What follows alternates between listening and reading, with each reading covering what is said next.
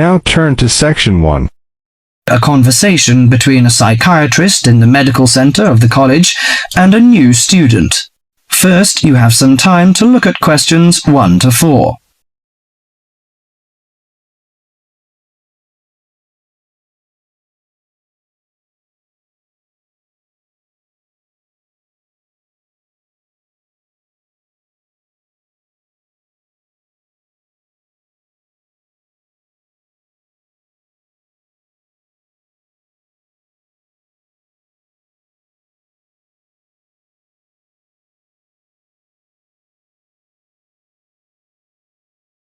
Now listen carefully to the conversation and answer questions 1 to 4. Hello, sit down, please. Thank you. Now, you are a new patient, aren't you? Yes, that's right. Okay, so I'd better get some basic details down first. Right, we'll start with your name. Martin Hansen. Do you spell that S-O-N or S-E-N? Hansen.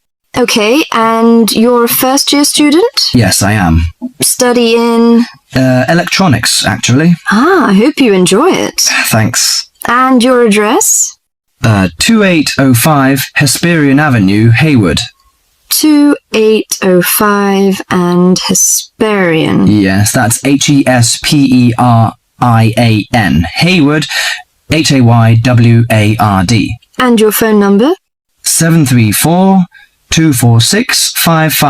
734-26455. No, you got the 6 and the 4 the wrong way round. It's 24655. Huh? Sorry, right. And, when were you born? The 15th of June, 1986. Here in New Zealand? No, I was born in Sydney. Before you hear the rest of the conversation, you have some time to look at questions 5 to 10.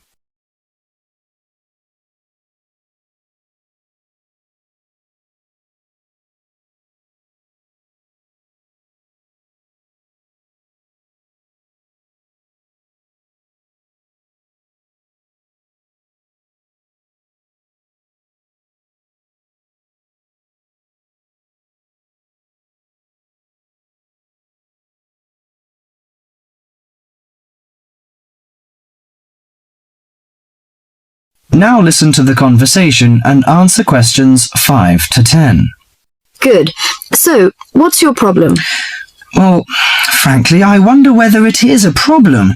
I get the blues, and it lasts for quite a while. I don't know how to... Yes, we all feel sad or get the blues now and again. Generally, our sadness lessens in time, and with the support of friends. However, if the depression leads to difficulty in thinking and greatly disrupts your daily routine, it can be evidence of a psychiatric problem. What do you feel exactly?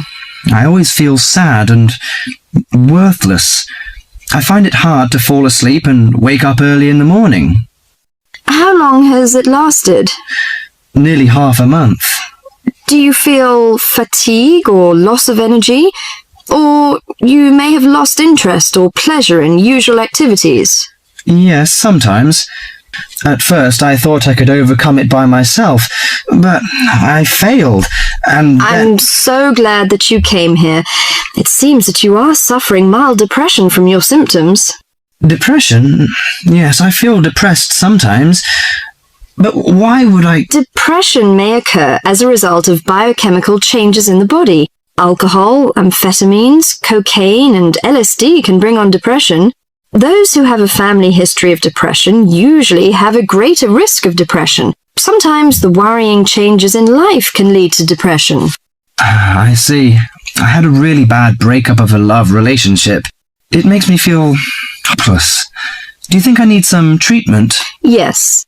Antidepressant medications are often used to treat depression, if it is serious. But I don't suggest them at first because of the side effects. I suggest psychotherapy, which can give you support and help you regain control. So do I need to come here every day? No, I will arrange counselling sessions for you, which will last 12 to 20 weeks. You come here once or twice each week.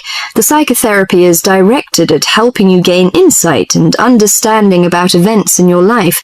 which may have contributed to your depression.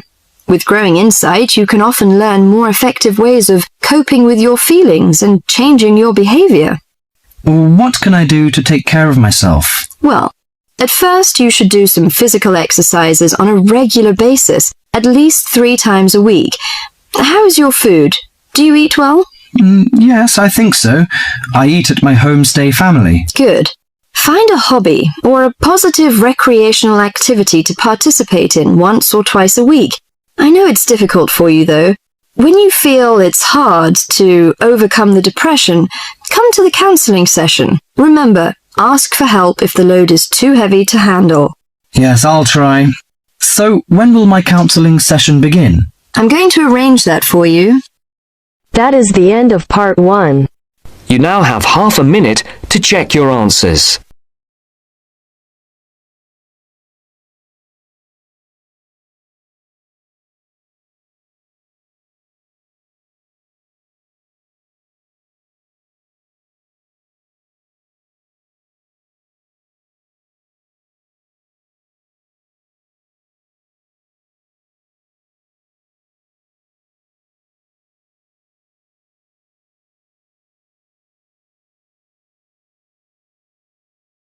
Now turns to part 2.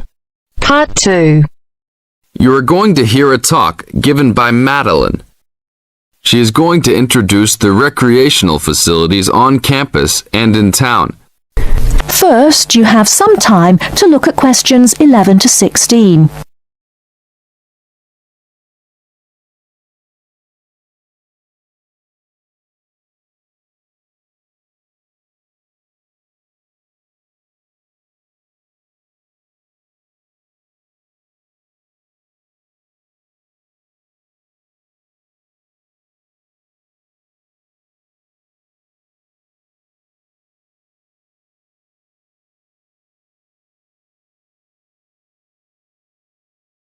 Now, listen carefully and answer questions 11 to 16. Well, good morning, everybody. My name's Madeline Stewart, and I'm here to tell you about the recreational facilities available on campus, and also to tell you something about what the town has to offer. You may already know that your Students' Union membership also includes membership of the Sports Union, which provides a range of sporting and recreational facilities on campus, much the same as those in most British universities. The Sports Union has football, tennis, and cricket teams in local competitions. And really, most sports are catered for in some way on campus, even if they're just social matches. In the building itself, there are fitness classes and a full gym, including weights. The Sports Union can also provide cheap tickets to some major sporting events. And to keep you up to date with everything available, there's a weekly newsletter distributed around the campus. You should check this to find out the names and phone numbers of the contact people for each sport or activity you're interested in. Yes, did you have a question? Yes, apart from what you've just said, does the Sports Union offer individual help in any of its activities, for example, in getting fit and healthy? Yes, we do. The Sports Union has a fitness assessment clinic every Friday, staffed by the resident sports trainer, who can provide advice on the best program for you and refer you to various charts. I'm sure you all realize that for any medical assessment or health problem, you should go to the University Medical Service. The sports trainer can also advise you on a suitable training program using the weights. And now on to Ashbury. Before you hear the rest of the talk, you have some time to look at questions 17 to 20.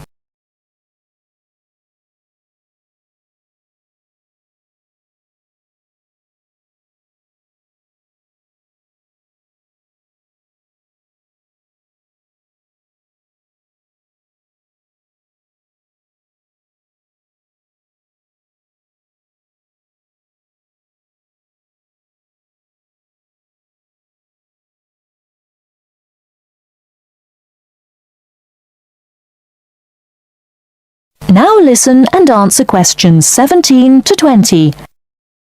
And now on to Ashbury. For a town of its size, Ashbury has some unusually good leisure and sporting facilities, most of which are near the centre of town and easily reached by bus from this campus. There's a new, well, almost new, Olympic-sized swimming pool. That's not quite in the central town area, but it's only a 5-minute walk from the bus stop. Above the pool, there's a high-tech fitness center that any of you more serious fitness lovers would need to check out. Then, in the center of town, there's a sporting complex called the Anderson Center, which contains squash courts and facilities for a number of other indoor sports, such as basketball. And just around the corner from the Anderson Center, in the main street there, is an indoor bowling alley. All of these facilities are listed in the weekly newsletter, so I encourage you all to look through it and... That is the end of part 2. You now have half a minute to check your answers.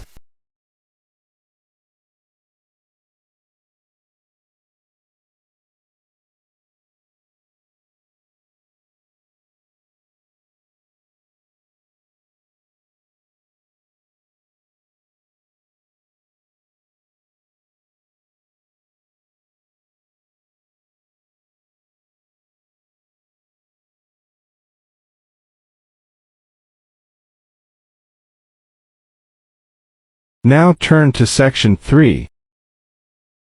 You are going to hear a lecture about the Miners Hotel. First, you have some time to look at questions 21 to 24.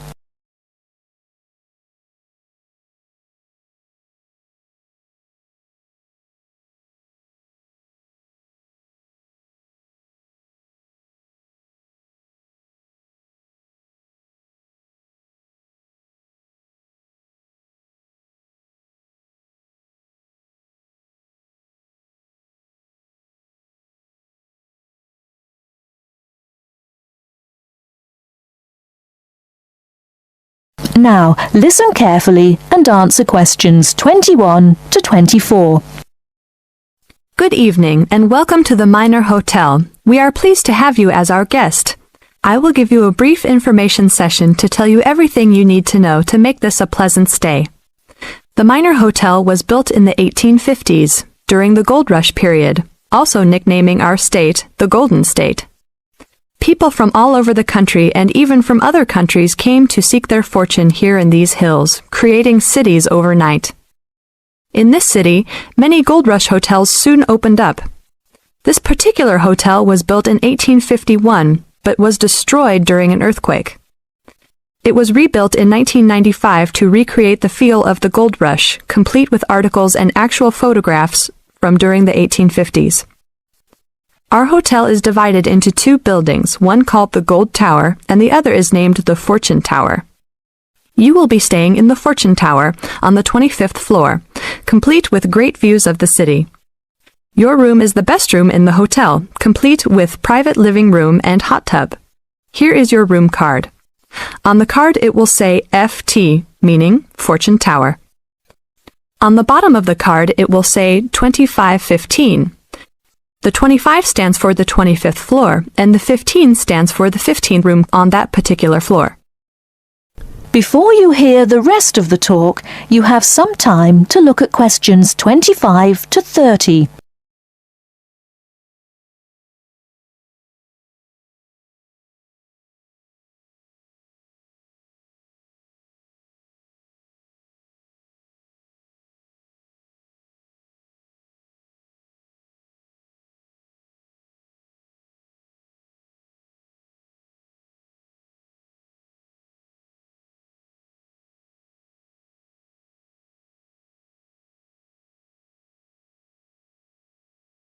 Now listen and answer questions 25 to 30. There are emergency exits in both towers of the hotel. They are located on the south side, opposite the elevators. Please use these in case of a fire or other emergency. We have some special events happening this week. Our Miners Diner is offering a special Miners Buffet dinner this Friday and Saturday for only $20 per person. This special includes all food, not including drinks and alcohol, and shows for the night. The buffet will be available from 5 to midnight. Because of the historical significance of our hotel, there are some special rules. The first rule is that there is no smoking allowed anywhere in the building, not even in your own room. This is not only to ensure the safety and health of our guests, but also the furniture and pictures can be easily damaged by smoke and other harsh treatment. Please remember that there are items of furniture over 100 years old here, so respect the rules by not smoking. Secondly, please do not take pictures using a flash of any of the drawings and paintings in the rooms or hallways, as they are old and fragile. We are doing our best to preserve a national treasure, so please help us in doing so. Lastly, you will only have one set of towels and bed sheets per 3 days. This is to conserve the water supply, as there are frequent droughts this high up in the hills. If there are any further questions, the staff of the hotel will be available to answer your questions. In the event that no one is able to answer your questions, I will also be available from 8 a.m. to 5 p.m. each day in the concierge. I hope you enjoy your stay here with us. Thank you very much. That is the end of part 3.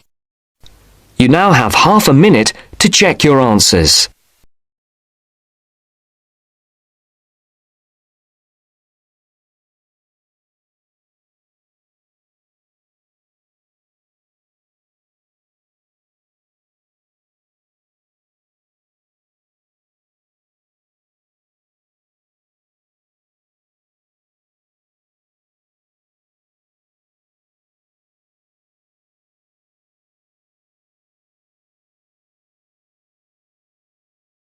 Now turns to part 4.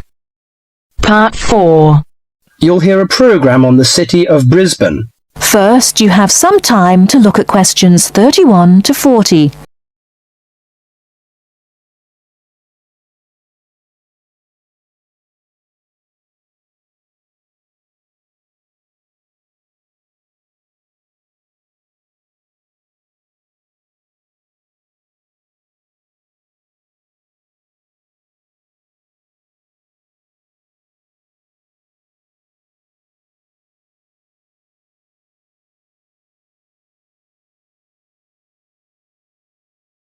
Now, listen carefully and answer questions 31 to 40. Today in our Around the World program, Mr. White is going to recommend a charming city to you, Brisbane. Good morning, ladies and gentlemen. Have you ever been to Brisbane? Well, if you are looking for a mild climate, a relaxed atmosphere, and a lot of culture, Brisbane might be the place for you. Its sunny cafes and offshore islands attract surfers and sun lovers, but it is also the arts capital of Queensland, with many museums and art galleries. This thriving artistic setting mixes well with Brisbane's beach town atmosphere. Together, these two qualities make Brisbane a very desirable place to live. No wonder since 1980 over 500,000 Australians have moved here. Brisbane is now Australia's third largest city. English settlers living in Australia established Brisbane in 1842. At that time, more than 100,000 Aboriginal Australians were living in Queensland. As the settlers discovered Queensland's resources, more and more of them moved in. Regretfully, the settlers drove the Aboriginal Australians from their lands. By 1859, Brisbane had grown into a prosperous city. In 1988, the world watched as Brisbane hosted the World Expo. This international fair showcased new technology, but it also showed off the city of Brisbane to the world. Brisbane also hosts a wide range of events year-round. In April, everyone can enjoy a few laughs at the Comedy Festival, and movie lovers will enjoy a film festival that takes place every August. For 2 weeks in September, there is an outdoor festival of the arts. In October, a music festival draws a large crowd. And in January, you can see Brisbane's most bizarre event. You may be surprised to hear that. The annual cockroach races. That's right, people really do train and race cockroaches. Brisbane's nice climate and compact design makes it easy to explore on foot. Follow the golden arrows in the footpath around the city centre. This will lead you on a tour of Brisbane's historical district. From the city centre, take a boat across the Brisbane River to South Bank. This area is popular for its bike paths, beach and weekend market. Hundreds of artists display their wares at this market. It's a great place to pick up some interesting handicrafts. Well, I think what you must be interested in is the unique native animals. Yes, you shouldn't visit Australia without seeing its trademark animals, the koala and kangaroo. The Lone Pine Koala Sanctuary has both. It is located just outside the city centre in beautiful parkland. You can hold one of the park's 130 koalas or feed the kangaroos. Another quiet refuge from the city is Mount Coot-tha, about 8 kilometres from Brisbane. On a clear day, it offers spectacular views of the city. It also has hiking trails and beautiful gardens. Along the Brisbane River, a sunset cruise is also very relaxing. The areas around Brisbane are impressive. A coastal drive south of Brisbane will take you along the Gold Coast. This famous coastline boasts some of Australia's best beaches. Stradbroke Island is another easy day trip from Brisbane. A cliff on the island called Point Lookout offers a great view. From there you can see dolphins swimming below. Brisbane Forest Park, to the north of Brisbane, is a great place for hiking and camping. These great getaways, along with Brisbane's own laid-back charm, make this city an ideal place to visit. That is the end of section 4. You now have half a minute to check your answers.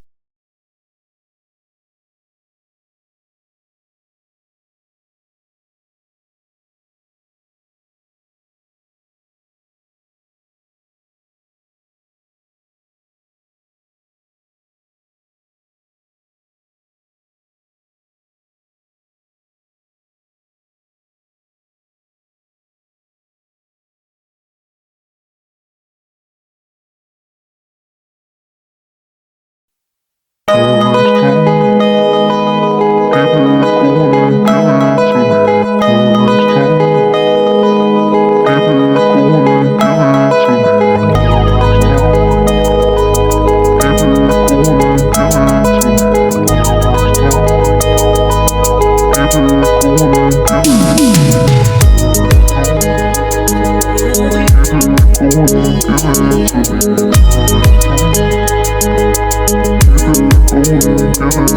it